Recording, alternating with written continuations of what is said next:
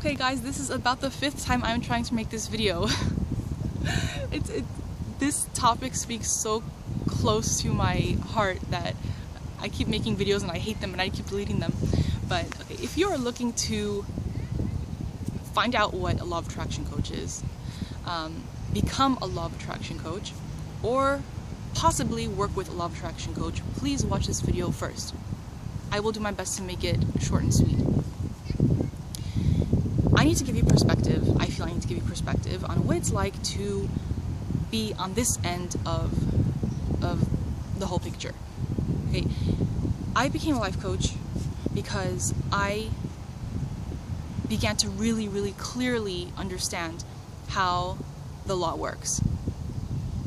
And I didn't know what to call it. I wanted to help people do this because I knew that I could help a lot of people if they want help. I didn't know how to do it, so I thought, okay, and life coaching was kind of new, so I thought, okay, so that's what it is, called life coaching. I'm going to become a life coach who does law of attraction coaching. And you can't just become a life coach and say, okay, I want to teach law of attraction unless you feel like it's in you, right? And this is what you want to bring to people. So you can learn a lot about the law of attraction if you understand the demonstration of the law and you have first-hand experience with it. Then sure, you're qualified to help other people with it. This is the part where it gets icky. I want you to know that the trainings that I've taken to become a life coach, not in the sense of learning the law of attraction, because the majority of that happened through my own research, my own demonstration of it. I'm talking about the business part where it teaches you how to market your business, your practice, okay? You know, it's ickier than I thought it would be, because I was chatting with a friend slash past client of mine yesterday about this, about how commercial life coaching has become. Well, how commercial the law of attraction has become, because now, like, you know, if you've ever searched life coaching or law of attraction coaching on Google or in Craigslist, you know, you get these ads that say you should become a life coach, or you'll get like all these ads from life coaches in Facebook, in your feed, and Instagram, and it's kind of yucky. I think it is, because that's exactly what I was told to do in my trainings, my webinars. Again, not the part about teaching you the law of attraction, but in teaching me the law of attraction, that was, again, the majority of that I learned on my own. Some of it was through schooling. But the trainings of how to market yourself, and it's basically, they even tell you it's the exact same thing you follow. You do Facebook ads like this, you should do webinars, you should do all these things that sound great and logical, and I know that if I had implemented all those things, then I would have the kind of life coaching practice that they were wanting us to have. And the whole thing is, the more clients you have, the more people you can help. So you should really market yourself and invest in understanding these things, online marketing, and you know, so that you can help as many people as possible.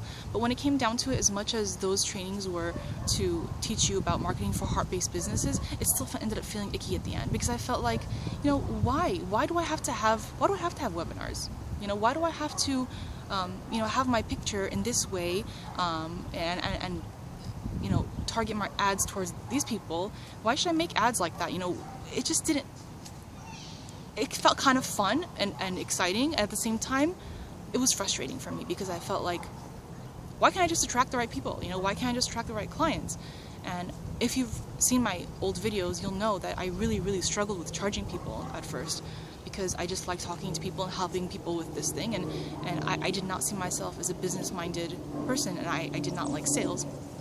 So those trainings, they train life coaches to have as many clients as possible, and quantity was focused on more than quality.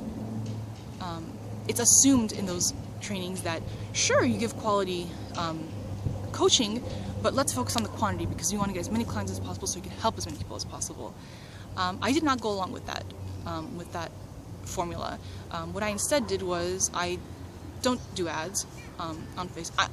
I might, if I have events, like local, for local local community. I might do ads for events, like Neville Goddard did that. He put an ad in the LA Times, I think, every week for his lectures. But we're in the internet era now, so it's likely that I would advertise online. But for my own coaching services, no, I don't do that. Am I opposed to other people doing that? No. I myself got tired of seeing in my, Facebook feeds, Instagram feeds, people who are pitching their life coaching service. And I know that if you're a prospective, a person who's possibly looking to work with a law of attraction coach, I know that you're probably inundated with coaches who have their face and they're smiling. I have my smiling picture on some of my things on my website, on my little icon. So it becomes overwhelming, and it clearly feels like you're being sold. It just feels like they're trying to sell you their service, and that's not what I felt good about. I have my headshot because my headshot photo because before I was doing life coaching, I was going on auditions because since I was in 5th grade, I wanted to be an actress, but that evolved into, I guess, a different kind of performing. I'm starting to get a little more comfortable in front of the camera, and I love talking to people. I like teaching. I used to also want to be a teacher. So right now, my coaching fits the bill for a lot of things that the combination of a bunch of things I used to want to be, and now it fits on this platform. And which I feel really good about. But no, if you keep getting ads in your feed for life coaching or for life coaching schools, if you want to become a life coach, if it doesn't feel good, don't do it. If it doesn't feel good, don't do it. There is a way to, if you want to be a life coach, there's a way to organically, naturally attract your clients. If it feels good to you to advertise like that, then do it. If you're a prospective client and you're looking for a law of attraction coach, go with the person you feel good with, not with the person who has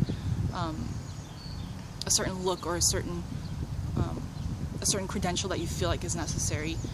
Look at the overall picture, because this is someone who you're gonna really open up to. Because if you don't open up, if you have walls up when you're being coached, then it's not gonna work. It's not gonna really be that effective. You'll have some great things happen, but it's not gonna be what it's meant to be. You need to trust the person. The person needs to not judge you, and it's kind of hard to tell when you're hiring someone based on their ad or the number of times their ad popped up, because that's really what life coach training that I went through teaches you to do. It teaches you,